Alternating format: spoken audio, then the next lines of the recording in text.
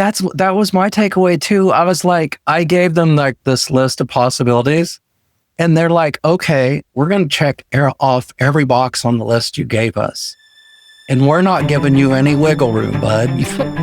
So that's exactly what they did. They checked off every box, and I'm like, okay, I have no choice but to accept this at this point.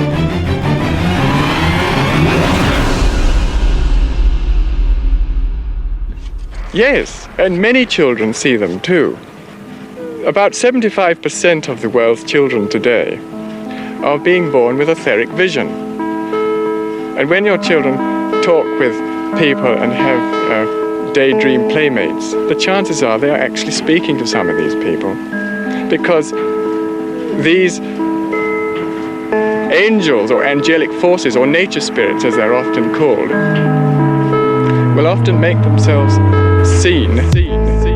And all of a sudden I hear him go, whoa, or, something like that. So I look up, and as I look up, I see this thing. And I said, I've never seen a butterfly like you before. I know that the paranormal is real. Listen. As soon as I spoke to it, it turns around and makes eye contact with me. And then it stands upright. And it was at that moment that I saw it was like an orange light appear above this row of trees. And from this sort of orange light, this thing appeared. Its wings were actually like sycamore leaf shaped. And I started talking to them. I'm like, hi, are y'all the dwarves? And I would hear whispers that would say, hi, yeah, you want to play? And it wasn't just my imagination. And I had told them, I'm like, my dwarves, they like beer, And my dad's like, yeah, sure, your dwarves like beer. And they were holding a conversation, and his beer slid upwards instead of downwards, how the house was tilted. And him and my brothers jumped up. So I stopped calling out Adam, and I'm just my mind draws a blank, and I stop behind that tree stump. I'm pretty close to it now because I took a few steps forward, and I see this thing.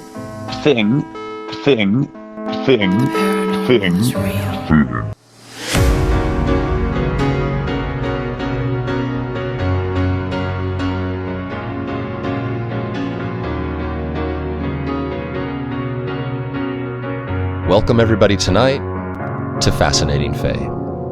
Tonight, we're traveling to Kansas City to talk with Michael. Michael, how are things in Kansas City tonight?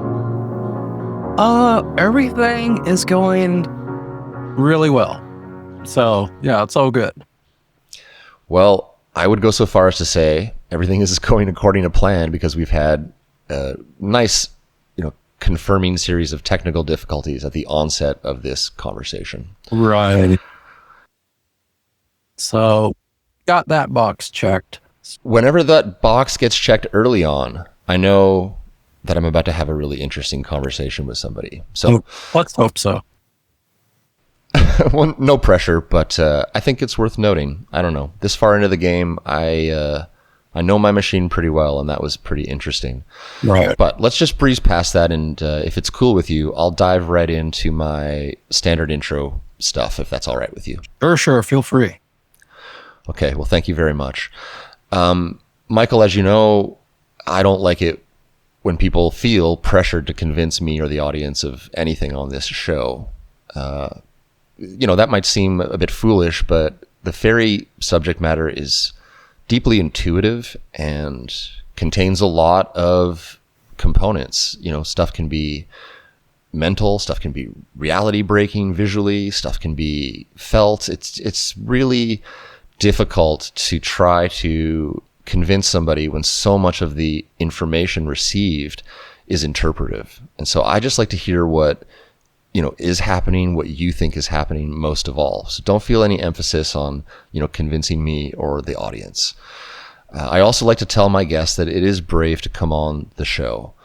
In your case, I do want to thank you very much for your great emails and that engagement, and allowing yourself the comfort to come forward, because it's a little nerve-wracking to talk about odd stuff in most settings. This is a safe place to do it, but all the same, I don't know. I've told my own story places, and I know it is kind of nerve-wracking to get into it. So I just want you to know I think it's brave to come on the show, and that I appreciate that very much. Okay. And then finally, just a note on how I interview, just to make sure that you're comfortable. I like to let my guests have as much time and space to get into anything and everything relevant to their experiences. So for that matter, there's lots of time if you want to introduce yourself, if you think that's relevant. Sometimes a person's practices or previous ideas about the subject matter are relevant. Sometimes they're not. It doesn't really matter, but it's an open opportunity for you to fill in as much contextual information as you feel is necessary to bring about full understanding. Right. So with all that said, if you'd be so kind, Michael, I have a good sense of some of the things you might be talking about today from your emails, but the audience, of course, has no idea. So if you'd be so kind as to walk us into what you've come here to talk about tonight, I would be so grateful. Okay. Hello, everyone. The name is Michael. Yeah. Okay. So the subject of fairies wasn't, I think I can agree with Jem on this. This wasn't really on my radar for a good many years. Well, actually, until very recently. What was on my radar was I've always had an interest in like the metaphysical. I've always had an interest in the spiritual. And we're talking going back to like 14 years of age or something like that. I mean, I was kind of like an unusual kid in that sense. And that part's always stayed with me.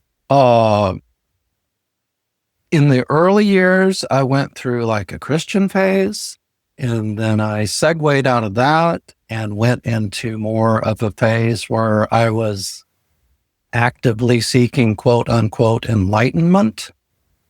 And then that kind of burned itself out after like about 20 years. And so I started getting a little bit more into like, paranormal things like that and just mysteries and whatnot. Definitely including like UFOs. And then eventually I got connected with the Fascinating Fae podcast through another podcast, which is called UFO Chronicles. I heard Jim was doing being interviewed on that podcast. So that's how I came into the subject of fairies.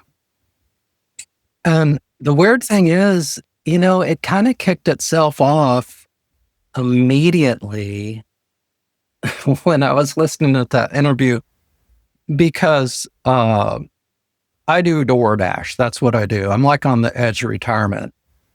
And I can remember clearly, I was out there driving my little car, my little Toyota Echo, and I was listening to the interview on UFO Chronicles. And I felt this, I was starting to become convicted that, what, I think fairies or fae, I think they're an actuality. And so that night, the DoorDash was slow. No orders were coming in. And I just, right there in my car, I started, I was talking out loud to the Fae, and I said, hey, you know what? If you guys actually are a reality, why don't you give me some kind of sign? And the crazy thing is, as soon as I said that, my DoorDash platform, which had been really quiet, I was thinking I was going to limp home with not much money in my pocket. It started dinging with offers, one after another, after another, after another, after another. I was like, this is not, it wasn't likely at all that would happen. Anyhow, I let it cycle through probably like 10, 15 different offers until I found one and then, accepted it and went my way. But yeah, that was my first experience to my introduction to Fae. So, Jim, back to you. I don't know what to tell you. I had full body goosebumps when you're telling me about orders coming in your queue. That's so bloody interesting. It was weird. Also, like, I'm just trying to digest what you're telling me. So you were listening to my talk with Nick. That's right. Where I'm telling basically what happened to me, and then I kind of talk about all the weird shit that's happened in the show. Yeah. It's been about a year since I talked. No, not that long. Maybe about 7 months since I talked to him. But yeah. And then see, as out there as it sounds, right? I do think that when you acknowledge them, they love it. And it can absolutely bring about a kind of call and response situation. I've heard it and I've experienced it. I've heard it from others and I've experienced it myself. I do think it's a real mechanism of contact. I do too. Yeah. I can't get over how much goosebumps I was getting when you're talking about your order queue. Yeah, that's the first thing that made an impact on me right there. I was like, well, that was really bizarre. And yeah, I never forgot about it. I maintain that I saw that fucking thing in 2019, and that is the only reason I am doing this fucking show. So when I hear you tell me that, I feel absolutely good about what I'm doing, because that's amazing stuff. Yeah. Like the ramifications of what you're describing are not just contained to you listening to my story. Absolutely, people listening to others' stories have activated similar. Like, I talked to this one guy. I'll just give you a quick little anecdote here because it's so on point with what you just told me. Mm-hmm. So if you're listening, Tete Bisa, hello. And this gentleman was kind of put a comment on the show, and then I went to go publish the comment, and then I saw, oh, it's deleted. And I was like, what's up with that? Because I could kind of see the first line of the comment and it looked positive. Right. And it was related to something to do with these Grimble Grumble episodes from season 1, right?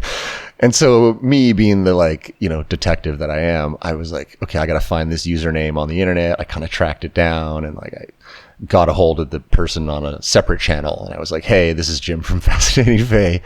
What was that comment that you were gonna put, but you took down? Inquiring minds must know. Yeah, like don't fucking tease me like that, bro. You know what I mean? And it was a reluctant comment about, I think Grimble Grumble might be fucking with me, because I'm listening to the show. And I replied that that's entirely plausible. Tell me more. And we kind of were getting into it, and he's like, I gotta go, I'm at work. I said, no problem. And then 15 minutes later, he comes back. He's like, dude, you're never gonna fucking believe this. Mm-hmm. I was just talking to my coworker about this conversation. And as a joke, I said, yo, Mr. Grumble, where are you at? And he works in an auto shop. Right. And as soon as he said, yo, Mr. Grumble, where are you at? A nozzle on the air hose that refills tires burst off of the fixture, and the air hose was flying around the room, whipping air at everybody. That's wild. Like he said, within a second of saying, hey, Mr. Grumble, where are you at? That's wild. Yeah.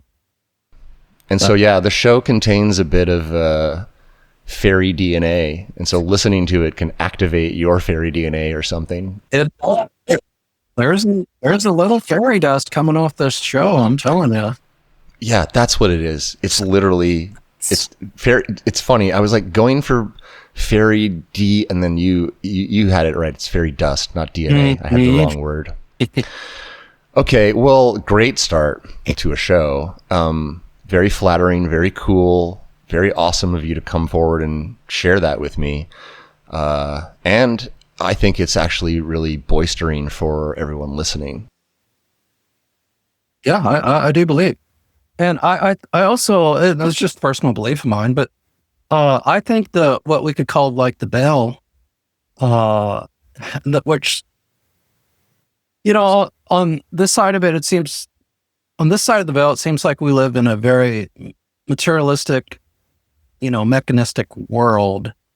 But on the other side of the veil, it's more like a realm of like consciousness, and a place where magic lives.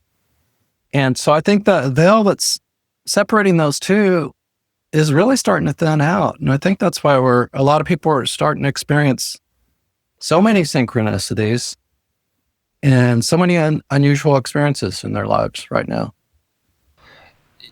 I think that that's an accurate assessment, because it's either confirmation bias because I do this every week, or it is an accurate assessment on your part. I kind of think that the change in the reality structure is like in any system that's on the verge of collapse, there's breaking points, right? And I do think the current, call it what you will, capitalist mindset of the planet and its preference for generating economic benefit versus living in balance, right? That's almost to the point where it can't go on. Right. I don't think anybody has any illusions that that's going to go on forever. So that may be a kind of inherent protection mechanism within reality itself, that as those entropies of those systems are getting to their collapse point, that there's these fail safes, and that might be the veil thinning. I don't know. I wonder why. Why do you think it's thinning? What's your guess? I think it's just because of the nature of consciousness upon this planet, and what we're now willing to allow as a species. I think a lot of us have really come to the end of the road on this idea of an isolated material world out in the vastness of a lonely vastness of space. And I think we're people as a whole, I think, are becoming more acceptive of new ideas, new possibilities, new identifications as to who and what they are. And I think once we do that, everything changes around that. Because, after all, we are the center of this whole elaborate play. And so it changes as we change. I like your perspective. I like that you say that we're at the center of the play. It's weird. I mean, each individual's experience is so central and important to them, and so meaningless and insignificant to the whole in the larger scheme of things, But it's so interesting to me that what initially appears to be just insignificance, which is a single person, that they are having these contacts that are appearing to dialogue with reality, for lack of a better term, right? Like you talking out loud to fairies and then getting all those orders. Right. The numerous examples of that happening on the show with cards changing or objects appearing or disappearing. It's really a lot of the time associated with a type of interactive call and response, like we talked about at the onset. I quite agree. And so that means that actually some of the insights that have come through the show about our true power and our true nature are more likely true than not if we can influence reality as individuals and get some sort of feedback from it. Whether that's the universe itself, just glitching in our favor because it's the universe / God we're talking to, or whether it's fairies, it doesn't really need distinction. No, I don't think it does need distinction. I think it's all kind of the same thing. It's just the language we want to put around it. I agree with you. I have this weird belief that most benevolent interactions with the paranormal are all just directly contacted to source. like all of them, in some way. Having said that, I will make the clear distinction that, like us, I do think that fairy intelligences are quite individual and have personalities, names, and characteristics that we would define as personality traits. They're individuals. Right. But, like there's a interesting idea that each individuated consciousness is part of a whole consciousness, which split itself in order to experience all these different facets of existence in order to learn, because it was unable to learn when it was isolated as its own solo consciousness, so that could be true. That might lend some value to the idea that we're all connected and that what we do matters, and the cycles of karma and things like that, because of that interconnectedness. I truly don't think I'll ever know. Yeah, it's the big question. It's a tough one. And like, if you try to approach it too much from like that logical, rational mindedness that we all carry with us, it just kind of starts like deconstructing itself. You have to kind of approach it more from the heart and more from what insights just spontaneously arise within you at the moment. Because I've had times where it's all very clear to me, and I literally feel the oneness. And then, the next day it can all be gone. And I'm like, what was it that I was thinking and feeling and understanding so clearly? So, it kind of goes back and forth in this world. And I found out the best thing is just don't force it. It's kind of, one analogy I have is like a flock of birds on the trees. They'll come and they'll land on that tree in their own time. And when they do, you can witness it and you can say, wow, that's beautiful and cool.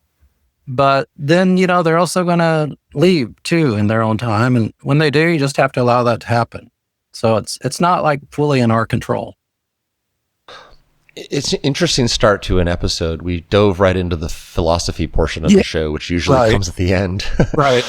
But for good reason, actually. I think it's like overdue to have a nice conversation like this, mulling it over at the top side. It's interesting. If I may, allow me to shout out a bunch of other podcasts I think are very effective listening tools to activate oneself. Sure. Okay, so Strange Familiars is great because it does contain a lot of eyewitness accounts. Obviously, I would be remiss if I didn't mention Sasquatch Chronicles, which is, 1,000 eyewitness testimonies, stories, much like this format, but about Bigfoot encounters. The skeptical part of you should listen to Skeptoid by Brian Dunning, which is probably the longest running skeptical podcast out there, as well as a podcast called Squaring the Strange. And that will help you debunk a lot of bullshit that's out there in the landscape of paranormal stuff. And you should also listen to podcasts like Criminal, which is about, each story is about a criminal act in life or history that has happened. And you should also listen to a show called Ear Hustle, which is all about incarcerated men and women in the California penal system. And believe it or not, like, all those things might sound unrelated at first, but when you take them all together, they give you a really interesting grounding for a lot of the problems of human life and a lot of the spiritual underpinnings for, the paranormal stuff, while keeping a healthy and centered skeptical mind. Toss it out there. But let's move on from the philosophical talk and the talk about podcasting, which is really interesting conversation. I know you have a few more interesting things to share. So if you're cool with it, let's kind of ease back into a bit of storytelling, if that's all right with you.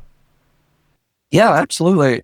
I've got, back in, no, obviously we're not going to go through all these, but I actually had to start keeping a log of sorts that starting back in 2019 because I had an experience that was unusual enough where I thought, you know what, actually, I need to write that down so I don't forget about it, because I got really into, like I say, the idea of like awakening or enlightenment. That was like a huge thing that came into my life in the year 2000. And there was a lot of, unusual things that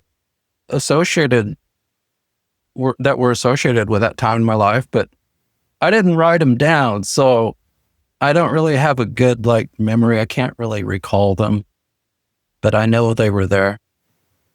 But like I say, starting in 2019, I had this really kind of bizarre incident at a nearby park here, and I did write it down. And I've been writing down all my bizarre little encounters ever since then, up until this very day. So, but the first one didn't have anything to do with fairies. It had something to do with the UFO, which I could show briefly if you want. Absolutely. You have the time to go through as many of these as you want. I think they're all relevant. And the way that my goosebumps were activated when you started talking, I just want to listen to it all, actually, if that's okay with you. Well, I'll give you some of the highlights. Anyhow, back in October 2019, it's a nearby park. I was it was nighttime. A lot of times I would go there during the night, take a walk. On this particular night, the stars were out, so I was like there's some bleachers because there's like a soccer field there. So I was laying on the bleachers looking up at the stars. Pretty typical stuff. But anyhow, what was atypical was one of the stars that I was looking at, it began to move. And that obviously caught my attention because before it started moving, it just looked like an ordinary star in the sky. I mean, nothing unusual about it, like the same size, the same brightness as a star. But this one here started moving, and it moved like a constant pace. And then, believe it or not, it made a couple like absolutely 90-degree turns, perfect 90-degree turns in the sky. And I was like, what the, and then, so I had this idea, since this star was like seemingly performing maneuvers for me, I said out loud to the star, hey, that's pretty amazing what you can do. Can you really like prove your sentience to me by maybe making a U-turn? And, I hate to tell you this, but that's exactly what it did. It literally made a U-turn in the sky. And I was completely flummoxed by that. And I thought, wow, this has never happened to me before. And so then I watched it just a little bit longer. And what it eventually did was it just stopped. It just absolutely came to a dead stop. And from my perspective, once again, it looked like nothing more than a little typical star in the sky. So that's the first thing that led me to start keeping records. It's interesting. It reminds me of Tanuvil's story. The woman from season 1 who had the hagstone that she looked through and could see the fairy realm. Mm-hmm. She also talks about telepathically communicating with a craft and having it respond. Right. In the way that you're describing. Yeah. Yeah, so that happened. That was weird, obviously. Sometime later, actually, this was like almost exactly a year later in the same part. This is kind of funny. It's almost exactly a year later, same part. Me and my wife are like, it's not dark this time. It's actually, it's still daylight. And so I happen to be walking through the park with my wife, and I happen to be telling her about, what happened last year with the star in the sky and all that. I was relating the story to her. And as I was talking, there was this, I thought it was an airplane. It was just kind of an off-white blip in the sky that was, cruising along. I forget exactly which direction it was traveling. But anyhow, I was right in the middle of my story about the star, and I pointed the supposed airplane out to my wife and said, something to the fact that, it wasn't any kind of airplane like that. It was a star. And as soon as I said that, she looked down at the ground, to, watch where she was walking. And I was still looking at the quote unquote airplane. And as I was looking, that little blip in the sky that we were watching, it just absolutely vanished. Boom. There 1 second, gone the next. And so I told my wife, well, you missed it. That airplane we were looking at, it is no longer there. And I don't know what happened to it. So that's like the second story that was kind of related to the first one. Did you just figure out that it was about a year apart now when you were looking at your notes? No. I knew that when I was like taking these notes. I was like, oh, that's like almost 1 year exactly to the day. I mean, I didn't actually record the day, but I can tell you the first was October 2019, and the second, the blip in the sky, was October 2020. So I wouldn't be surprised if it came right down to the day. It's very interesting. At this point, it wouldn't surprise me either. It really wouldn't. Mike in his conversation with me and in other appearances and books, I think he's talked about like feeling at times like he was not only experiencing like fate from the perspective of being at the right time or the right place, like quote unquote, like the right job or something. But he actually said like he felt sometimes like he was determined to be at the right physical coordinates. Like that was like, he was always going to be at that exact physical point on Earth at that physical time. Mm-hmm. It's just interesting to contemplate that you might, have had like a repeating cycle on that day in that spot. Yeah. As far as repeating spots, I mean, we'll get into that a little bit later, but yeah, I've had that real strong, the experience of where something is happening that is very much unusual and it's occurring at the very same spot. Yeah, my intuition was firing there about repeat spots. I'm glad I said something. Okay. Please carry on. I'm really interested in all of these stories. You're a great storyteller. Please keep going. All right. Well, this is like, the next one is, these are all kind of weird. Next one is April 2023. No, this was, I was down visiting, family. I was out back of their house, and my nephew, he just bought a new telescope. So we were kind of like looking at the stars through the telescope and whatnot. And then there was this one constellation in particular. I don't know constellations, but I kind of looked it up after the incident, and I think it's literally the constellation of Libra, which is my, that's my sun sign. That's my birth constellation.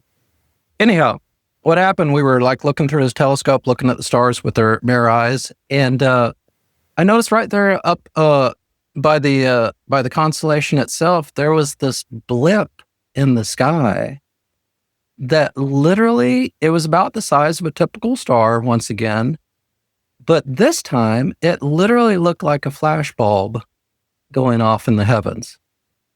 like the old time flash bulb on the old cameras, where you'd get this sudden bright flash. That's exactly what it looked like. It looked like a flash bulb going off near the constellation of Libra. And it didn't just happen once, it happened 3 times. And my nephew, he saw one of them. He saw it happen 1 time. I saw it happen 3 times. And 2 blips at the lower left edge of the triangular group of stars. And then 1 blip near the apex of the stars. So that's like a third story right there for you, which is, I don't know what that means, but I thought it was strange that the constellation of my birth sign was somehow involved in that. So this was appearing to occur at the level of the constellation in the sky. Yeah, exactly. Exactly. Okay, I'm going to park my thoughts, of which many are coming up. Please keep going. Right. Yeah, right.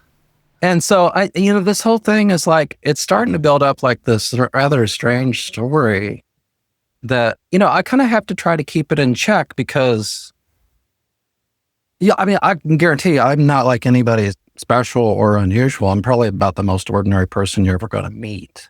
But I've had this like string of extraordinary occurrences happen in my life, and it makes me wonder.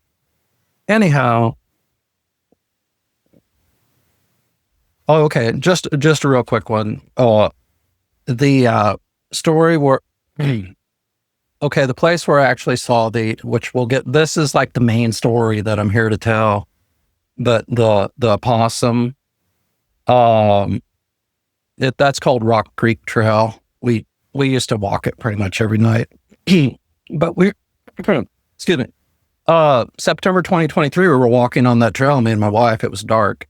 And for some reason, as we were, there was this very bright flash in the sky. It was a bright yellow flash in the northeastern sky. Its duration was about 1/4 of a second, but its luminosity was like multiple times brighter than like Venus. I mean, it was a pretty bright occurrence. There was no sound. There were no trails. I mean, it wasn't like the object was moving or anything like that. And it was just this bright, very large flashbulb-like object that went off in the sky as we were walking. And for some strange reason, both me and my wife happened to be looking exactly at that section of the sky when it happened. So we both saw it. I'm just curious, Michael, what do you think all of these lights in the sky are, or what do you think they represent at the very least? I don't know, but I get the feeling like there's like a larger consciousness outside my own limited sphere of consciousness, like, my ego self that's trying to get my attention. That's what it seems like. It's like it's knocking on my door, trying to get my attention. Interesting insight. Please carry on with more of your storytelling. All right. Okay, now this leads up. Oh gosh, this one leads up to this, honestly, the strangest thing that's ever happened in my life. And this doesn't have anything to do with a possum or a fairy. Once again, Rock Creek Trail. This was December of 2023. All right, here's where the podcast comes into play. I had just recently listened to Mike Clellan on the UFO Chronicles podcast because he had an interview on that podcast. And he was sharing all of his stories about synchronicities with the owls and things like that. So I was fascinated by it. I thought, man, I love the way I love his voice. I love the way he tells the story. So, I had my attention, but that's all it was. I wasn't even really thinking about it this night. And once again, me and my wife were on the trail at nighttime. And we were walking upon around this particular area of the creek, as I had mentioned before, a very specific area, because there's a sidewalk and there's a beautiful little creek that runs right next to it. And we heard this really bizarre sound. I mean, we didn't know what it was. I thought it was like maybe a rodent in distress or something like that. It sounded like some kind of creature was in distress, maybe dying. I didn't know. But I took out my flashlight and started shining it around across the creek to try to see what it was. And believe it or not, just on the other side of the creek, not very far away from us, and sitting on a low-hanging branch was an owl. And I shined the flashlight at the owl, and he was looking at me dead in the eyes. And I was like, wow, I've never seen an owl like that before. So I was like, told my wife, well, it's an owl. And it was actually a barn owl. And so we locked eyes there for, a little bit. And then, as owls do, he just spread his wings and took off. So that was the first part of the story, which was kind of amazing and had some synchronicity all on its own. Second part of the story is where honestly, the strangest thing that's ever happened in my life. And that was, like I said, that was on December 19th when I was walking. I was not feeling great prior to that because I was just kind of dealing with this flu. And I feel like I kind of had died and nobody bothered to tell me. But I was like, I just didn't feel well, put it that way. But I was like, I'm going to keep, go out and walk anyhow, keep my spirits up. So as I did this night, I was walking the trail, but by myself. My wife did not want to go with me that night. And so the trail is just a straight. It's not a loop. It's just straight back and forth. I got to the end of it. I was starting on the way back, and I noticed that the strangest thing, and at the time it was comical to me. This is around the Christmas season. There were these blue lights up in the trees. And I thought that someone had strung Christmas lights ridiculously high up in the treetops. And, under my breath, I was actually kind of giggling about it. I was like, this is the silliest thing I've ever seen. So I kept walking that way, obviously towards the lights, because that was the way home, back to the car. And as I did, I was like, well, these lights, they're like impossibly high up in the treetops. And what is happening here? And anyhow, after I got to, once again, that certain point where me and my wife had the owl sighting, almost in the exact same spot, there were two large trees, neighborhood houses, and then a large clearing of sky in between the two trees. And I shit you not, in that clearing of sky between the two trees was an entire field of orbs. But they weren't just like typical orbs, like rounded orbs. These looked like little stars. They had all the little, arms that a star has. And not only that, but they were colored like a deep, like indigo blue. And they filled that entire section of sky. I mean, there must have been like 100 of them. And not only that, but they were like pulsating.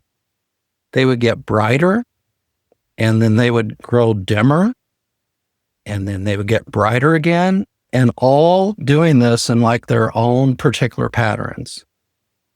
So I was looking at it and I was mind blown. I was like, what the fuck is happening? And I just sat there and stared at it, trying to like, wrap my mind around it. Like, what is going on here? Are these Christmas lights? Asking stupid questions like that. Is this like a projector of some sort that got flipped up on its back and now is projecting into the sky? I mean, I knew they were stupid questions at the time, but I was like, searching around trying to find a rational answer for it. And I do remember at the time I was like, I spoke out loud once again. I made an inquiry and said, hey, if you guys are sentient, can you move around a little? Give me a sign, And nothing really happened on that request. So I stared. Oh, wait, I'm forgetting a pretty important part of this story. As I was sitting there, like staring at this crazy collection of stars in the sky, I was the only one on the trail, and then right there, and it was completely quiet. There comes that sound again, the owl, the sound of the dying rodent or whatever, the really strange call that barn owls can produce. And so right there, as I was looking at the sky, the barn owl calls out. And I'm like, whoa, this is like too much. Anyhow, that happened. I sat staring there for about 5 minutes until my brain couldn't take it anymore. And strangely enough, and I don't understand it to this day, I just started walking away because I was like, my paranormal meter or whatever was filled to the top. And I didn't know what to do with it or how to process it. So I was like, you know what? I'm going to head back to the car now. Okay. So the craziest thing is, as I started walking away, it's a little hard for me to tell. But all the stars in the sky, they all started flashing.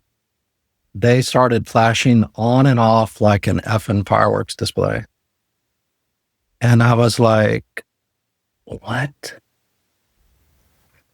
I mean, I was on paranormal overload at that particular point in time. And anyhow, I didn't know what to do with it. I didn't know what to make of it. So I just kept walking and went back to the car. And that was like, actually, after I got back to the car, I drove through the neighborhoods looking for Christmas lights and projectors. Obviously, I didn't find any. But yeah, that was like the single strangest and most impactful thing that's ever occurred to me right there. Wow, what an amazing, extremely captivating story. Let's hang out here for a second. I have a bunch of questions that I would like to ask. Okay. First of all, that is super fascinating. I have not heard anything exactly like that. I haven't either. One of the first things that just immediately jumps out at me is Mike, his own, like, to summarize Mike, I hope I'm doing you justice here if you're listening, Mike. When he saw the owls the first time in his storytelling, when he was out camping with his girl, the girl that he had just met, right. he in his head knew, like, somehow this is all connected to UFOs. And here you are describing, I mean, what essentially meets the description of an unidentified flying object, and then hearing the owl in direct correlation. Yeah. Which, have you told that story to Mike? You know what? The very first thing I did was I wrote it down, because I was like, I've got to write this down so I don't forget any of the details of it. And the next thing I did after I wrote it down was I sent an email to Mike and I told him, here's my story, bud. And he asked me a couple questions about it, but yeah, he knows. Great. I'm glad he got a chance to already hear that story, because for his work, that's a deeply confirming set of experiences happening in tandem, Right. that you're describing. Okay, so when you say that these orbs looked like stars and they had the points that stars have, forgive me because I'm trying to imagine this to the best of the ability in my mind's eye. I was thinking, like, if you're going to draw a 5-point star on a piece of paper, or like a Star of David or a pentagram kind of star, was it similar to that? Is that what you mean? Or was it like, when you look up at a star, they're kind of, the light is kind of extending from, all sides, and it kind of looks spiky. How do you mean it? Could you describe it a bit better, please? Yeah, I mean, it's like, that idealized version of a star that does look spiky, when you're looking at it. But if you were able to see that same star, because normally we're seeing that spiky star as a very tiny blip in the sky. But if you were able to see that same blip, but see it much, much closer and much more detail, it looked like that. It was like basically like, I don't know how many points of light were radiating off because they were like basically orbs is what they were. But they were orbs that very much had a radiance pattern around them that looked like a pointed star. Have you looked at the photography from Liz Webb from Australia, the woman I spoke to in episode 34 of season 1? I think I did see a couple of her orb photos. I think I did look at that. I'd be curious if, when we're done talking, if you would spend a bit more time back in there and tell me if anything in her catalog is evocative of what you saw that day, because she has a large diversity of orb forms that she has captured. Okay. And shout out Liz, still to this day, probably one of my favorite paranormal Instagrams on the internet, and totally underrated. She has I don't even know, 6,000 photos of orbs at this point. Wow, that's a lot. And she's been posting and doing it since well before the existence of AI. And and I've fed her stuff, old and new, through reverse AI filters, and all the results say these are real photos of something. These are not digitally created images. I said, okay, so explain that, but okay, back to your story, because it's so fascinating. So I want to know about this spot in the river. Tell me about this spot in the path, as much detail as you can think of. You said there's a sidewalk right close to the water? Yeah, the entire this entire little trail, which is, it's not very long, it's about a mile long. It runs right, there's this really cute, charming creek that runs through this area. And right beside that creek is a nice relatively new sidewalk that's been put in just for that purpose. And right there it's pretty close to the midway point of the trail. There's like a wooden fence there, and then there's like about 3 or 4 really pretty pine trees. And there's some big rocks right there on the side of the bank. And if you turn around from the creek and you do a 180-degree turn, right there are those 2 trees with the section of sky open in between them, where I saw the orbs hanging in the night sky. So, I mean, it's that exact area. And it took me a while to realize, wait a second, the 3 most significant things I ever had happen here on this trail all happened in the exact same spot. Because, like, say, the owl across the creek on the low-hanging branch, that was the exact same spot. Turn around 180 degrees and look through the two trees to the sky. I'm still standing in the same spot. And the story we hadn't got to yet, which started this whole thing, was about the possum. He crawled up on the rock in the exact same spot at the creek.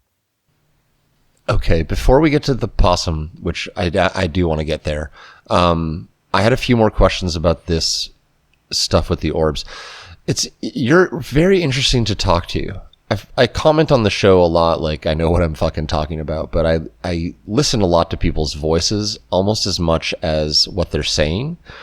Sometimes it's hard for me to host the show because I'm really listening to someone's voice a lot of the time, and I forget maybe to listen to the words at certain junctures of someone talking, because I like to play, like, you know, lie detector test with my ears. You know what I mean? Right. And I will say again, there's a lot of episodes I don't publish when I listen back to them, and I just feel like, no, I want to put up stuff that's true. I like how you describe yourself as like the most boring guy ever. Like, pretty much, yeah. I can like this is not an insult, but I can kind of fucking hear that in your voice, you know, and and that just like makes me maybe triple time more fascinated with what you're saying, actually, because I detect a real genuine matter of factness about it all. Yeah, which is very interesting. Like, so that's a compliment, because you're doing a great job of storytelling in a way that is highly absorbable. Let me get back to my questions now. So, okay, so you think you're seeing some Christmas lights, right? You're like, these are ridiculously high. You're continuing your... I got you. I can totally visualize this moment. You come to the clearing, and now you got a clear look at it. How many, again, did you say were in the sky approximately, would you guess? Oh my gosh. You know, that's a great question. And I've asked myself that many times. I mean, there were probably at least 100. Are they like above the water?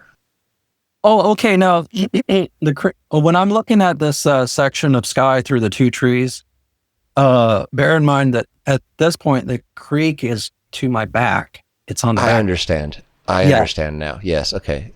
And yeah, they were like literally hanging in that empty section of sky. And as far as how high they were, I don't know. You know, it was really hard to judge how high they were or how big they were. But they were literally hanging there in the sky, doing exactly what I told you they were doing, like pulsating, dimmer and brighter, dimmer and brighter. And I would say there were at least 100 objects, maybe more. I was fascinated how you described them as each moving within their own pattern. Were they like dimming and brightening rapidly, slowly? What kind of speed? Well, fairly quickly. Like within, they would alternate in their intensity, like, you know, within like a few seconds of looking at them. I remember, and I have described it pretty frequently, that like what I saw in 2019 appeared to be undulating and like plasmatic. And I you know, I'm not there looking at these things with your eyes, but as you describe it, I think I kind of know what you mean about their kind of changing in intensity. Yeah. Yeah. It is like, I know this is going to sound out there, but like the quality of the light I saw in 2019 was like a living light. It seemed like the thing was alive, even though it was made of light. Did it strike you that these things were living, like, or was it a mechanical kind of flashing? No, it was alive. I mean, there was something about it that was alive. And I felt like I kept asking myself the question afterwards, like, what does that mean? Could that possibly mean? And I don't know if I've ever been able to like come up with a really good answer, but it seemed like somehow they were related to me. I don't know what part of me, but they seemed to be in relation to myself somehow. And they very much seemed to be alive. Yeah, I'm glad I took the time to ask that distinction. It's what comes next that is absolutely so interesting. So you kind of try to telepathically communicate, or even verbally, I do. And you sort of initially feel like, oh, no response. No response. That's right. And I understand what you described there about your paranormal cup being full. Yeah. Like, I mean, a really small but relevant example was when that coffee cup moved in the house between Julia and I shortly after her father passed away, the Turkish coffee cup I talk about. Right. And I mean, like, there was a stunnedness Mm-hmm. that directly followed that event that lasted many days, actually. Yeah. Yes. There was a stunnedness for sure. I feel that from you. It's like when you see a really weird thing and it's undeniable, you're like... Yeah, I mean, it still does that to me to this very day. If I take myself back there and think about it, I don't know. I go into a little bit of a trance state. I still don't know how to take it or how to incorporate it or how to think about it. But it impacts me at like some kind of emotional level. Okay, so I want to, again, you know, because you're a listener of the show, there's never any gotcha moments. I just like to ask stuff because I think it's important to understand what people are describing. So next, you're describing to me that the stars themselves, like all of them, started to flash. Are you referring to like every star in the sky? No, I'm referring to this particular group of orbs, which I call, the field of stars. And because I didn't think I was getting a response from them. And like I say, I was totally flummoxed as to what was happening in the moment. And then that's when I was like, kind of in a state of like overload. I was just like, I'm going to go back to my car now. As I started walking away, that's when all of these orbs began flashing on and off rapidly and much brighter than before. It was like an effing fireworks display in the sky. And I was just like, I don't know what to do with this. I just kept walking. I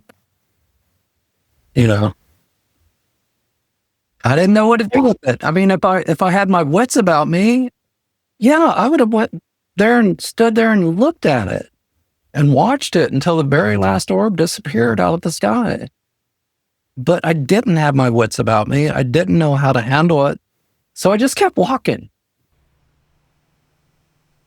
It honestly sounds like you did pretty well given the circumstances, especially with that owl chiming in at that moment. I would have lost it. I would have been like, okay, yeah. That's pretty much what I did. I pretty much did. Yeah, that would have been enough for me too. I totally... My brain went into tilt. Let's put it that way. Huh. I do like the way you put things. Okay, so I mean, with all of those detailed questions aside, and thank you for allowing me the privilege of asking specific questions about details. More than welcome.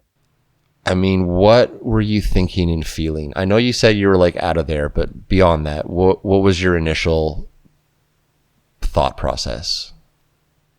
Well, the weird thing about it, actually, at the time, I was a little bit stoic about the whole thing and a little bit numb. I just didn't have a place within my person where this particular peg would fit in this particular hole or whatever. I didn't know what to do with it. I really didn't. And, for the most part, I'm actually a very rational person, very much given to logical thinking and things of that sort. But yeah, I didn't know how to approach it. So I was kind of stoic and just kind of slightly numb from it. It's interesting to hear you tell this collection of stories and to kind of hear you be like, yeah, like, I don't know if these are related, even though they're all happening like to me at the same spot. Right. Well, like I say, I think I'm a skeptic in some sense, for sure. That's what makes it so interesting. I'll just leave that thought hanging out there for you to listen back to when we publish. But I mean, it isn't a leap for me to think there's something going on here that you're supposed to figure out in that. Yeah, that's the thing here is like, am I trying to, is someone or something or the larger aspect of myself trying to give me a message? It feels that way. Fairies may well be us, as I've said so many times. It's been a while since I've gone down that road, but I still do think that. I think they are somehow a kind of reflection of us. And if that's like a literal reflection, like some guests have described, that may be true. But I think of it more like, it's so complicated to articulate, but I do think that something is trying to get your attention. Yeah. That's you gave me that feedback earlier when I asked you what you thought those things were. And then here, this progressing event with these multitude of star orbs is clearly trying to get your attention. So it's almost like answering your intuition, Yeah. Our intuitions are weird because sometimes we can voice them and other times we don't even have an idea that they're back there functioning. Right. And then we do this mistake where we don't realize our intuition is back there churning away, manifesting shit, Mm-hmm. And so, part of the lesson of the show is to like realize that the intuition is maybe the only functional tool for understanding here. And that is threatening because intuition is a non-stable measuring unit, Yeah. Well, yeah. Intuition is like, that's like, it's becoming more of my go-to framework for like just proceeding along the pathway of life. Is I give a lot more weight and a lot more credence to my intuition anymore than I do to anything else. And it may be that like subconsciously you are receiving those visual confirmations in order to affect that exact outcome, Mm-hmm. And again, like going down this idea that fairies are us, I wonder to what extent larger reality is also a reflection of ourselves and what we're holding within ourselves. Well, I think that's the point. I feel like honestly, I feel like everything is tied together. And I feel like the one thing maybe we can know about the world is that it's not what we think it is. It's not as it appears to be. And so you got to start somewhere. And for me, that's like a pretty firm knowledge is it's not what you think it is. I agree with that wholeheartedly. Yeah. With zero to add. It is not what it initially appears. Right. And that other side of whatever that is, like, we all think reality is one thing. Whatever the other side of what it actually is also stranger than you could ever imagine. I do agree with that. I do. Yeah. Well, we're in good company and on good foundation here. Okay, let's do this. You've already kind of laid out a great narrative and breadcrumb trail with regards to this spot, yourself, these events, the show, the podcast. If there's nothing else in between the two, do you want to talk about this opossum event and how it relates next, please? Yeah.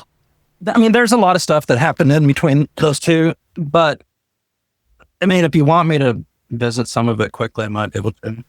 Is there any more that has occurred in that same area? I'm curious. No, actually, as far as that particular area and as far as the major events, it's just the three of them, the owl, the orbs. Okay, for that reason, let's just connect the opossum story to this already established, like place-based dialogue, and then we will make time for your additional stories thereafter. Okay. So what happened? No, this was a little bit into my fairy journey. Because like I say, the very first thing I did was, I listened to your interview, had the unusual experience with my DoorDash going crazy. After that, I hadn't mentioned this before, but after that, I was like, all right, I was laying on the couch watching YouTube. Okay. And, there is this one lady that I really love listening to. She's called Your Empowering Healer. And she's just kind of like an intuitive healer. Anyhow, I love her, was listening to her. And for some reason, out of the blue, she starts literally channeling like a Fae entity. And she's never done that before. And so obviously that perked up my attention. I was like, wow, she's channeling a Fae. That's pretty unusual. Okay. What happened is, as she was talking and as this Fae was apparently speaking through her, I felt this very distinct pressure in my forehead. And before I knew it, I felt like a wave of energy shoot throughout my entire body. And I just lay there and I was like, what is happening to me right now? Because this was completely unexpected. And the energy was strong. It was almost overpowering in the first few minutes. It was like I was in a trance. And after that, I started regaining some of my, normal functionality. But I was seeing the world from like a really different perspective. And all I can tell you is that every aspect of the natural world absolutely came alive in blazing, living detail that I've never experienced before. And I was just like, my heart was just like broken with the beauty of it all. I was like, I could look at like one of my house plants and like almost want to break down in tears as to how pretty it was. And all this came upon me. I mean, completely unexpected. I do meditate a little bit and whatnot, but I mean, not a lot. And this came upon me out of the blue, and it lasted for a few hours. And at the time, my wife sat beside me on the couch, and we started watching this nature documentary. I think at the time it was about the ocean creatures. But anyhow, I was just having to fight back the tears the entire time we were watching that documentary. I was just absolutely transfixed at the beauty of it all. So that was my second Fae encounter, major, that really had an impact on me. And then to get to the story then of the possum, that was the third Fae encounter that once again really had an impact on me. You want to ask me any questions about that first, or should I just launch right into the possum story? So I actually did have a quick question. So you were watching like a YouTube live stream or like a recording? Well, yeah, it's pre-recorded. Yeah, Gotcha. But she's like an intuitive healer. And so at some juncture in her broadcast, she channeled this Fae. That is right. And as the Fae was speaking through her, which is what you were listening to, you felt that kind of activation come over you. I did. Very solid. Many people feel intuitively or through, direct knowledge, let's call it, that the purpose of the Fae is to protect the natural world. But not just to protect it, but more to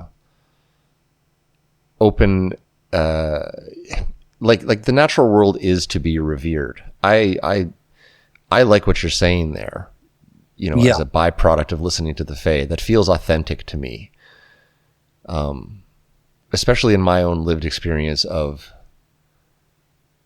how I feel about the natural world. I've talked on the show a lot about how I'm vegan. I wouldn't harm any animal. Yes. And that's a direct flow down from my unescapable reverence for it all. So I really like hearing you describe that feeling of like needing to choke back tears watching a nature documentary. I understand that feeling. It is all too beautiful. Yeah, really exactly. Is. Well put. That's extremely interesting in and of itself, as you're kind of going through a journey of awakening to the Fae, that would kind of come across your feed. Yeah. And have that impact on you. It's very interesting. Mm-hmm. But yes, let's please carry on. Okay, so the final experience I had with what I label Fae encounters was this very last experience. I just came in, which was last month in April. I think it was around the middle of April, like April 15th or something like that. Anyhow, once again, let's go back to Rock Creek Trail, walking the trail at night, alone. By myself once again. And so this time I'm alone. There's not much going on. And I'm just like, thought, well, let's have a little fun here. So on the way back, I started like speaking out loud to the Fae. Since, I felt like I'd kind of established some kind of relationship with these entities or beings or forces, whatever they might be. So I felt comfortable speaking out loud and saying, hey guys, tell you what, if you would like to give me a sign tonight of any kind, it's like your choice. It could be any kind of sign, even to the point, if you want to fuck around with my electronics and make that into a sign, you can do that too. I just want to see. So the weirdest thing is, literally, as I was speaking these things out loud, and I was, I wasn't like real serious about it. It was kind of playful. I was just kind of goofing around. But anyhow, as I was like literally still speaking, I was looking up into the sky because I always kind of watch the skies, the stars while I'm walking. And there was this object that shot across the nighttime sky, a small section of it. It wasn't, not like it shot across the whole sky, just shot across a small section of the sky. And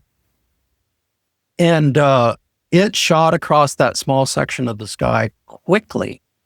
This, cause I see a lot of satellites when I'm walking. They populate the night sky anymore. This was not a satellite. It was like substantially larger, substantially brighter, and it was moving about 5 to 10 times too quickly to be a satellite. It was hauling ass. So I was like, what the hell? Because it took me by surprise. I was just playful. I wasn't really expecting too much out of this. So I seen this object streak across the night sky right where I was looking. And I don't even know if there was any intervening time in between the two. But right after I was like, what was that? and I was quite excited about it. I hear this like rustling off to my left-hand side where the creek is. And coming up out of the brushy parts of the creek bank was, of all things, this possum. And I sit there and watch him. I was like, what are you doing, little fellow?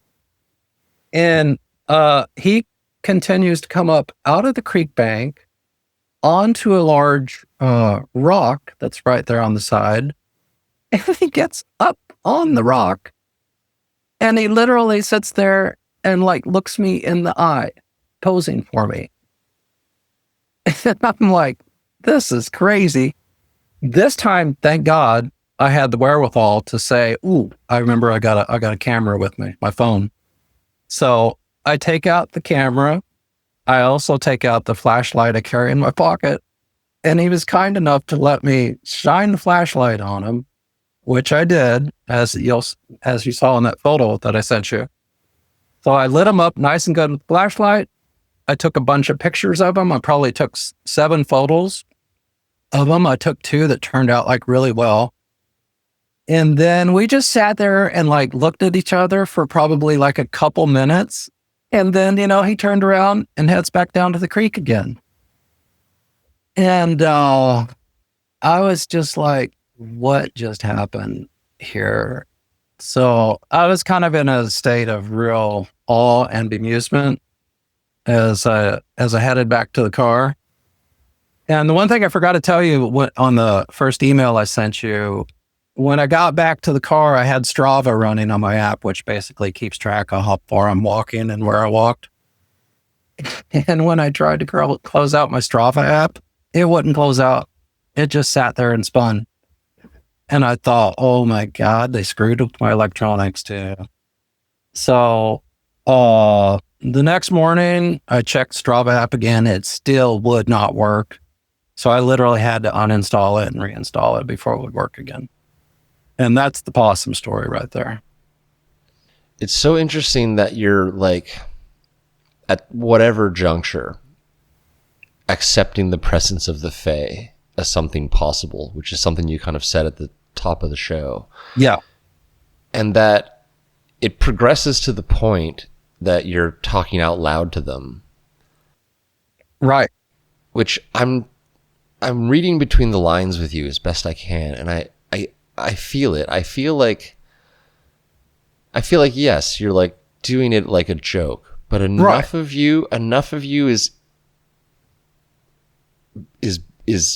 holding real belief that the mix of the two was just the right consistency or something. It's so interesting. That's exactly right. I mean, it's that's the reason I was saying something, because there was actually real belief in there as well. It would have to be to say it out loud. I love our human natures. You know what I mean? It's the stuff that makes us feel vulnerable that we do with a shaky voice, but it's usually the thing we want the most, or that we believe in deeply, or right. It's yeah. There's a bunch of like overarching themes here. Like, it's hard to be vulnerable to this stuff. And it does require a degree of vulnerability in order for it to unfold. It's very, very, very difficult to articulate what I'm trying to say. Do you know what I mean? No, I know exactly what you mean, because I think anytime we like speak from what I call the heart, there's like sense of vulnerability in that. When we speak from the mind, that's like we've got a pretty strong protective network right there in the mind. But when we speak from our heart, who it is we really are and what it is we really feel, that's a vulnerable place. But when it comes down to it, at the end of the day, that's what we really want to hear from each other. And that's what we really want to say to each other as well. Yeah, something's kind of coming to me as I listen to you speak too. It's like, on the theme of owls, Hanukkah from the Anastasia's Arrival episode, where she takes that selfie and later sees the fairy. She was listening to the show, and she listened to the Mike episode, And the next day she saw a tiny, small owl, like a Soweto owl. And she had never seen an owl at that spot in 8 years. You listen to Mike talk about owl, and then you see an owl the next day, Right. squawking. And then later you see it in conjunction with these lights. Yes. And then finally, in a way, you see the lights again at the same spot and this opossum in direct response to your, because you're progressing down a path of getting to that vulnerable state being voiced. It's interesting.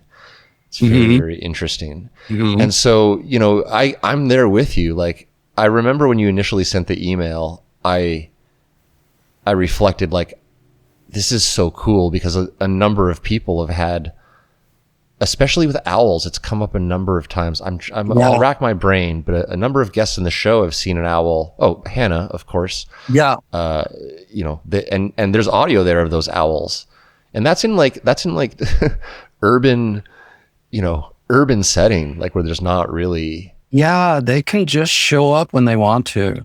It's so interesting. I agree with that. They do. And of course, I'll never forget looking at that owl on 2019, back in 2019, as part of that whole event. Right. Yeah, it stays with you. You don't forget those kind of encounters. It's interesting. Like,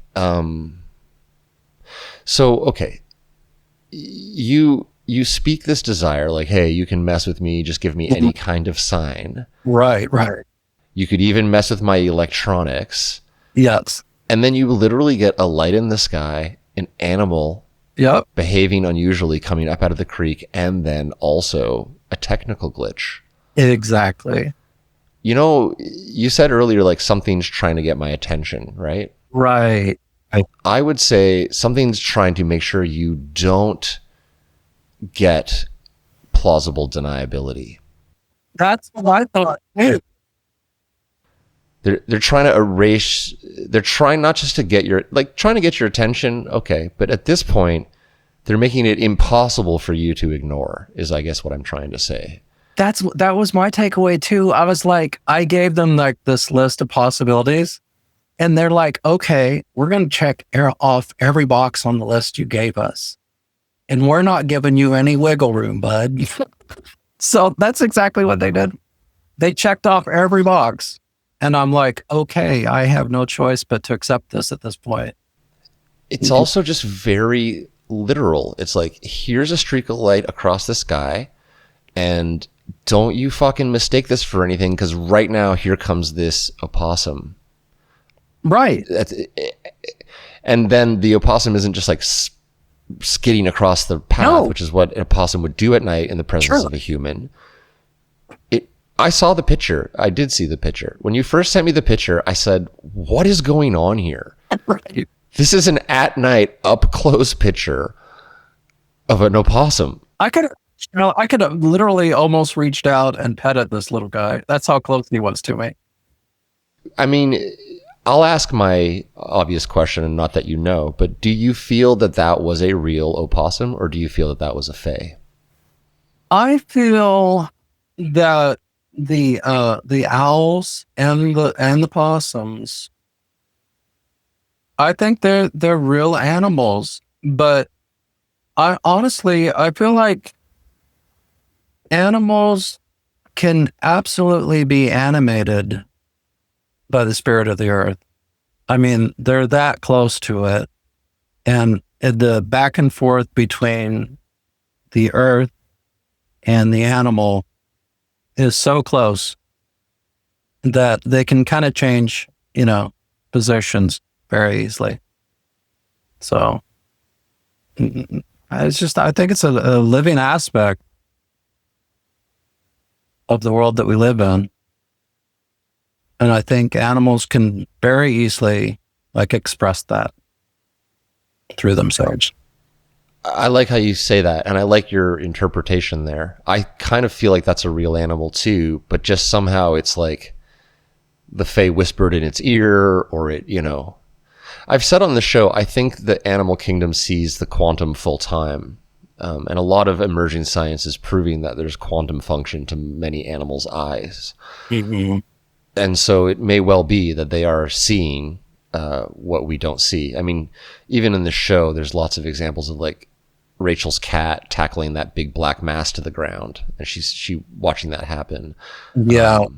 There's other ones that'll come to mind if you're a listener of the program, but animals definitely do seem to have a more uninterrupted view of the phenomenon.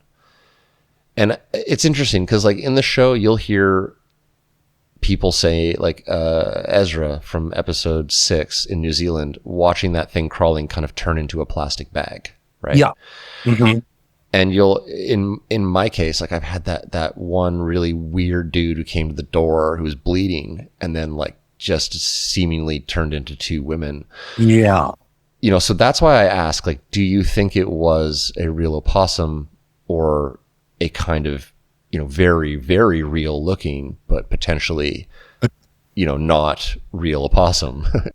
Yeah, I think there's a very, very fine line between the animal kingdom and the Fae. Almost transparent. Yeah, I think so too. I think like orcas and other cetaceans are a type of biological Fae, essentially. Mm-hmm. Mm-hmm. And so are we, for that matter. Yeah, I would include us in that too. And I would also definitely throw in the plant kingdom too. Absolutely. Most of creation, yeah, there's so much going on with this subject matter. It's like, it's mostly just unanswered questions, but it's still exactly. fun. It is. Though, there is that weird sensation that you're getting close to understanding at times. I know what you were talking about earlier where you feel like you got it and then you're like, what was that? Exactly. It's like, I can't sustain that particular frame of mind, that particular type of perception, even though I've been there before multiple times, but I can't sustain it. And then I'll come back to just ordinary reality. I have this like growing idea that I'll try to give voice to now because this particular conversation with you gives me a chance to go there. So this is kind of what I think is partially the mechanism to these encounters when it relates to Fae. The Fae are real. They're kind of us, or some aspect of us fuels them, or they're interested in us. Take your pick. It doesn't really matter. But they need us to somehow be part of the experience. With what you're describing, you are doing a lot of the heavy lifting, so to speak, after a long, series of activating events. You're finally getting to the point where you're contributing your half and asking out loud for these events to unfold. And then they do, which is astonishing and confirmatory. But for people like I would throw, for example, the most recent episode with Hannah, who had the vaporizer thrown at her head. Right. Yeah. I'll put her in a different category, which is you can tell after listening to her that part of her wants to talk out loud to the fairies she knows are there. Mm-hmm. But the other part of her is being beaten down by the needs of the real world, and she's working this job and she's trying to shut that part of herself down in order to function. So for her, the calling out to the Fae is happening in that deep, vulnerable subconscious I referred to earlier. Yes. Which they can still hear and the universe can still hear.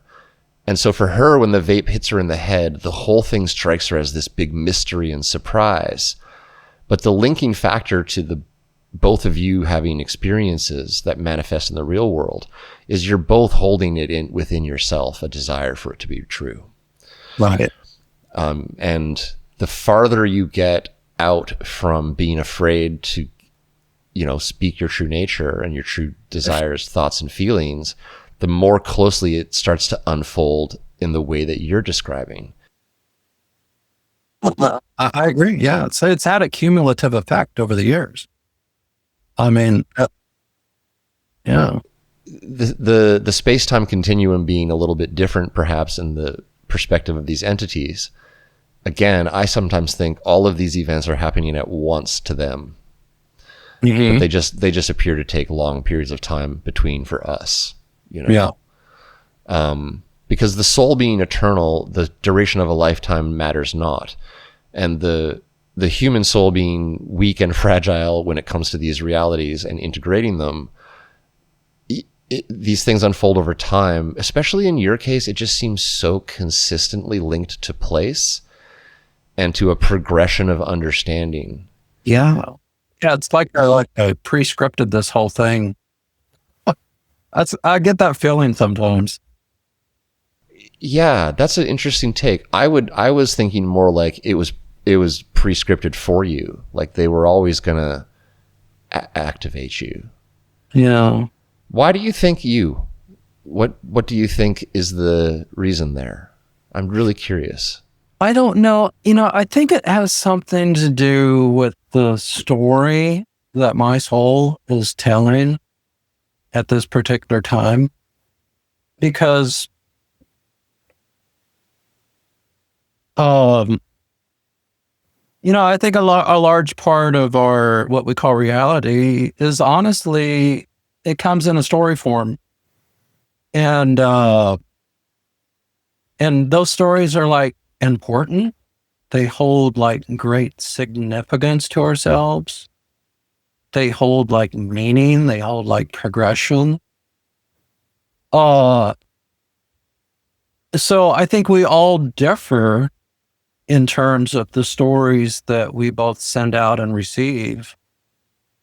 But I think we're all the same in terms of what we really are that lies beneath the stories. Because I don't think, honestly, I thought about this at length. I don't think truth itself is a story. I don't think it's attached to a story in any way. But I think the soul, as part of its expressions, it tells stories, and it tells lots of them, and we inhabit them. And maybe we write them for ourselves. I mean, that's the impression I get. You mentioned earlier when we talked that you're close to retirement, but I don't think it's that. I think you've been a wise soul forever. You seem wise beyond your years. I pick up a deep contemplativeness from you as well. So it's let me ask you, when you're looking at this opossum and you've got your light on it and you're taking its picture, at what juncture are you like completely convinced that this is an answer to what you just spoke out loud? Was it instant, or did you have to think about it after the fact? No, it was instant, because the reason being is because the first thing that happened was the sign in the heavens, which was, like I say, if that's the only thing that would have happened, I would put that down as completely remarkable. I mean, it was amazing. And then, like I say, there was almost no gap in time at all between seeing that and hearing the scurrying on the creek bank. So, yeah, when I heard that, I thought, well, this is like a continuation of what's happening. And then the possum, he didn't leave any doubt as to it, because he quickly got right up on the rock and sat there and like literally looked me in the eye. That's like out of a movie or a dream. That's what I do. I looked up opossum behavior. They are not attracted to humans. They don't like. No, they've never done that. It's not like a cat or a dog coming looking for a snack. Right. They are like, and that's that's a skittish animal, to say the least. They are. So the fact that it's okay, like I'm, you're such a plain, unemotive talker that it's just like it's great to talk to you, but at the same time, this one is just too weird, and I almost have to say it out loud myself for you. A opossum walked over and sat on a rock in the middle of the night and looked at you. Correct. After you asked if fairies could give you a sign that they are real. Correct. Yeah, you gotta laugh about it. You really do. It's just too fucking cool. Like, yeah, that too. it's just really interesting. How many times have people seen them come as animals in the show? Katie as the hummingbird comes to mind. I mean, even me in relation to Katie, I'll never forget watching that little robin and hummingbird hop out of the fucking bush together. Yeah, I remember you telling about that. With the one, I'm getting goosebumps right now thinking about it. Yeah. Yeah, it was like they came out like a tandem little buddy pack. And I remember that. I thought that was landed side by side. Yeah, I'll never forget that. There's been a number of occasions where I wonder. very similar to what happened to me. Oh, hey, there's also something I'll interject here at this point, if you don't mind. Please, yes. Last summer of 2025 was the weirdest summer on record for me. It was like off the chain, and it was like kind of out of the blue too. But the reason I'm mentioning it here is because all the events and synchronicities and high strangeness of it all started with an encounter with the little baby fawn that was laying on the other side of my back fence. And that was bizarre because, like if we have like some fruit or vegetables or whatever that don't quite, make it, we got to throw them out. My wife always just tells me, well, take it out to the back fence and throw it over and let the raccoons or whatever have it. So that's what I was doing. I was throwing like some kind of fruit or apple back there. And as I did, right there, I looked down right directly on the other side of our back fence was this little baby fawn. I don't know how old it was because I don't know much about deer, but it was like nestled, curled up in the grass. And it was just like literally lying there on the other side of the fence, looking up at me, entirely unafraid. And that connection that I had with the deer kicked off an entire summer of I can only use the word transformation because it hit me hard. And I went through a lot of really strange things, and it all started with the deer. Please tell me some more about this. Oh, dude, I mean, going on from the encounter with the deer is, I went through months of emotional purging. Intense emotional purging. I never cried so much in such a short period of my time in my life. Never have I cried that many tears. And this was all over like a period of just a couple months, right in the middle of the summer, June and July, August. And so I went through that intense time of emotional purging, just like everything that was hanging out in the background of my mind. And I also went through a physical thing to where I developed problem with my digestion, and my digestion literally shut down. And I really don't have digestive problems. Well, my digestion literally shut down for like a period of like 2 weeks. And I was on the verge of thinking that I was going to have to go to the emergency room and, seek some kind of help. Thank God I never had to do that. And it just, there was a lot of weird stuff that happened last summer. And it's still affecting me to this very day. There was like a pressure in my forehead. There was like this sense of unreality to where my dreams were getting confused with my day-to-day reality. And there was like this sense of time dilation. And all during that time, I wasn't smoking any grass or anything. I had, taken a break. And this wild carnival ride of experiences just like took me over for a period of several months. And the thing is, it all started with seeing the baby falling across the fence. I wonder what's going on there with you. You're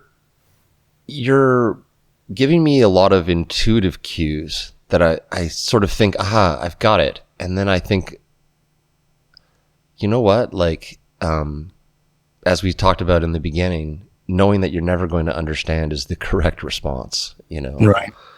But what my mind is trying to do is validate these things as collectively integrated, because I do somehow feel that they are, especially as I just contemplate like your development as it relates to this subject matter. It felt like last summer, it felt like I was reborn. I mean, I'll just say it. That's what it felt like. I want to help you out here a little bit with this last section of what we're talking about. Like, to say that I'm a different person after I saw the fairy would not like entirely be true. It was in some weird way the police assault that completed my transformation to this, right. The host of this show, you know? Right. And part of that was a complete breakdown like you're describing. Yeah. It's like a letting go of the old self as necessary to move forward. Yeah. Yeah, it was intense. I feel a kinship with what you're describing, although our situations are dissimilar. I think right. I understand you, actually. I think you do. Wow, this has been a really cool conversation. I don't get to talk to enough men on the show. You know, the fairy subject matter is more of interest to the female audience still. I've noticed, you know? yeah. Yeah, not that I mind. I mean, I would like to talk to anybody, regardless of their sexual identity, you know, who's experienced things. But I do remark, like, 80% of the audience on the statistics is female, and probably 80% of the guests as well. Yeah. I've always been an outlier, so I'm used to it. My point, I guess, is that it takes a certain strength of vulnerability within a man to be associated with the fairy subject matter. Right. Still don't know why. I think it's the single most valid component of the paranormal landscape.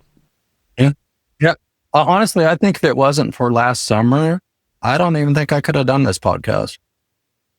That's how much it changed me. I feel all of that deeply resonant within myself, what you've said here tonight, and especially that kind of last statement you made. Yeah, it's when you're losing something, it's hard to know that you're gaining something at the same time. Mm-hmm. It is. Personal transformation is available to anyone and everyone, regardless of your mistakes in the past. I want to throw that out there too for everybody listening. Doesn't matter how bad you fucked up before, there's always a chance to reinvent yourself. Absolutely. Especially if you really mean it. Yeah. That's the key. And the weight of lessons hard learned are necessary burdens for so many to make that progression. So don't judge yourself if something bad had to happen before you figured out the right way to be. I've been there. Hey, me too. I've lived a life of it. Yeah. I like where this conversation has gone. I noticed we've talked around 2 hours, and so this is an appropriate juncture for me to segue us into kind of wind down mode, if that's cool with you. That's fine. I appreciate you being here tonight. This has been really good. I've really enjoyed speaking with you, Jim. I really hope. A deeply profound mix of like fascinating stories and just sort of like emotional and philosophical conversation. I like it. Yeah. There's something going on with you in that spot, dude. Don't keep asking what's going on there. Yeah, there's something going on with me. There's something going on with all of us. I know that, but yeah, there's some kind of story that's trying to tell itself through me. I feel that, and I allow you that without any prejudice or judgment. I actually agree with you. I feel something coming off of you. You know, I always say the quiet ones are the kind of sleeper hits. You know what I mean? Oh, I am the quiet one. There's no doubt about that. You know, after I like accepted that about myself, that was like part of what changed everything. Because I stopped trying to be somebody I wasn't. You know, I just came to the point, like after all the, you know, like I said, first I did Christianity. Secondly, I did this quest, the grand quest for enlightenment.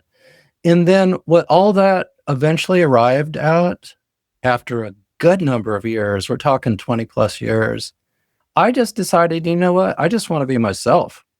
I think that's what it all points to anyhow. It's just learning to be yourself, you know, and learning to like actually let your heart guide you and let your heart guide like what it is you say. And that's it. I think that's as much as we can hope for. Well, I think it would appear to myself and everybody listening that you're receiving extraordinary confirmation of that premise being correct. So yeah, please carry on and continue to shine this light for all those that are around you. I really mean that. Will do. Okay. Well, Michael, with all that momentum behind us, let me ask you my favorite question. Mm-hmm. What do you think fairies are? Okay. That's good. I was ready for this one. You know, because I know you always ask that question, and I know it is a tough question. So I thought about it for a little bit. And first of all, the first thing that comes to me is I'm not qualified to give an answer to that question. The reason being, because I don't know who or what I am yet. And it's like, it seems like all of our knowledge needs to be built on that foundation. And I think by and large, humans, they don't really have that foundation of self-knowledge. We're working on it. But anyhow, and since I'm lacking that knowledge, I can tell you my intuitive story of who I think the Fae are. And so I think they're like guardians and preservers of the original spirit and expression of Gaia, of the earth. And I think what they do is they ensure that the beauty and the wonder and the majesty that this earth is, that it doesn't become lost and forgotten. I think that's who they are. The question about ourselves is, as you very astutely point out, perhaps the more foundational question. And the ability to interact with Fae in the way that you've described tonight suggests a lot more power lies within our true nature than we perhaps are generally taught as a population. I totally agree. That may well be why there is this apparent forgottenness of selves. I think sometimes that in times of old, human beings were a little bit more aware of what we could do. Very much. And this may account for some of the remnants that appear miraculous from older civilizations, for example. Mm-hmm. Mm-hmm. There's a very interesting book, which I will try to reference in the show notes. I read it some time ago, which is why I can't remember, but it tells a story of a guy who went to the Tibetan plateau and encountered a group of monks who were levitating large stones through collective mindfulness and chanting. He'd heard about this, and he went and he actually witnessed an event where one member of the monastery sat on this large flat stone, and it was lifted quite high up in the air, which allowed him to access a small cave-like altar place otherwise inaccessible at the top of the mountain.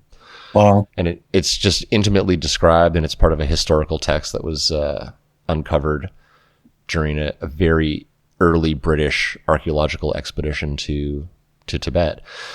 And I just think about that like a lot when I think about like, what can we really do? If you can call in orbs, and if you can call in animals just with voicing it, and if there's a lot of stories of people, seeing objects move, levitate, appear, disappear, is it possible that we really can just like absolutely modulate reality? I think so. Because honestly, culmination of all this, I really think we do live in a magic realm. And I think the universe that we live in, it's a universe of ideation, not a universe of materiality or discrete matter. It's a universe of mind and like the infinite like possibilities that can come from that. And I think that's exactly what magic is. Magic is just the power of the mind expressing itself in unexpected ways. You're very articulate. Great answer to the question of what do you think fairies are? That's a good one for the books. Okay, well, I certainly could talk to you all night, but as I mentioned previously, I always try to keep respect for my audience and for my guest with regards to the time that these episodes take up. If it's cool with you, I will, at this juncture, just go ahead and do my housekeeping while you contemplate your last words here tonight. Okay. Well, again, Michael, just before I get, there, felt a little premature there, I'll say again, really, thank you for taking the time to do all of this tonight. For the audience listening, I've been exchanging emails with Michael for a few months now, and I appreciate the people that are reluctant at first, but then think about it and do come on. It's ended up that you've had a really valuable and remarkable story to share here tonight. So thank you for doing it.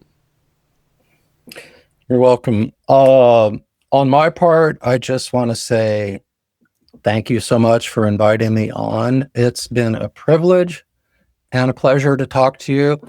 I learned a thing or two from you, because one thing about you, I've noticed that when you speak, you kind of tend to speak unfiltered, and you kind of tend to speak from your heart. And that's very noticeable to me.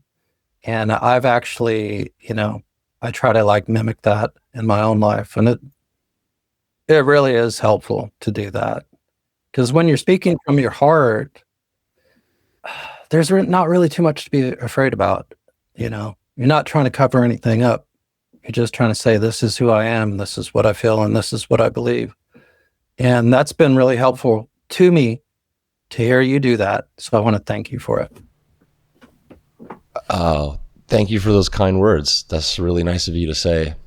I usually think that that's an aspect of myself that gets me in trouble. So no, it's a big positive.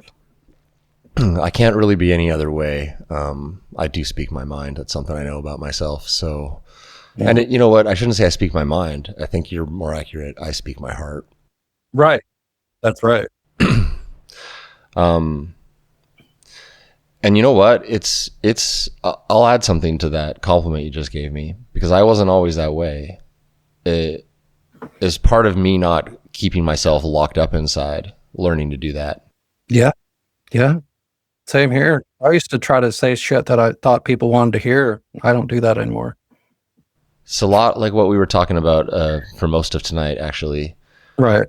So, but that's maybe why I come across that way. It's a conscious choice to not bottle myself up ever. Okay, well, with all that said, now I feel like I can get into my housekeeping. So just hang out there and think about your last words, and I'll be right back with you. Oh, okay. I thought that was my last words. I'm sorry. No, I have to, tell everybody where to like and follow. Come on. This is a podcast. Okay. Well, so for everyone listening tonight, you've been listening to Fascinating Fae. I'm your host, Jim. If you've had an encounter and you'd like to come on the show, please shoot me an email like Michael did. The address again is encounters@fascinatingfae.com. I would be happy to get your email and I'll certainly write you back. You can also shoot a message to me on any social media where you can find the show everywhere you look by looking for Fascinating Fae. With all that said, what I will say is that on behalf of all of our human and non-human listeners and opossums tuning into Fascinating Fae tonight, a super big thanks to Michael from Kansas City for coming on the show. Michael, thanks for being here. It was really great. You are welcome. It's been my privilege. Love everyone out there, and just, keep your hearts open.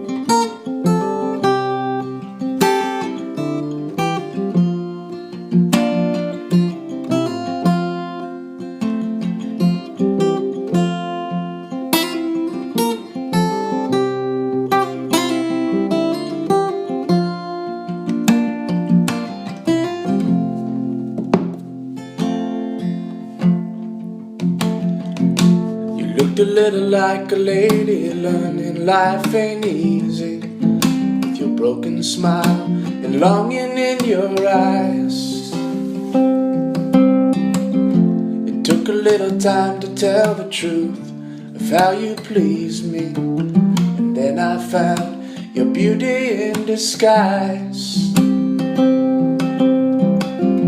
In all your life you wandered town to town, forever winding through the up and downs, never finding your way home. In all my life I've been a lonely man, but I'm the only man in all the land to understand what you condone. But stay as you are, please don't change. You're oh so right, and oh so strange. With what will be, we can't dwell. Only time will tell. Only time will tell.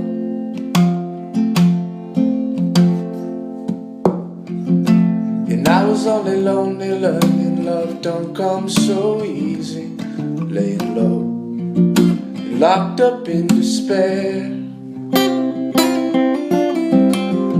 And then you came along just like a simple song. I waited oh so long for your rosy cheeks and flowers in your hair. And we would travel far to see the peaks and seas, feel the wind blowing through the trees. You and I from this day on and on.